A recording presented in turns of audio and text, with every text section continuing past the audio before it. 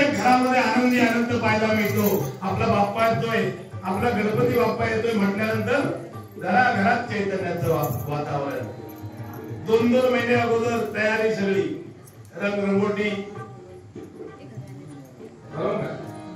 रंगरंगोटी असेल, लाइटिंग असेल, डेकोरेशन असेल,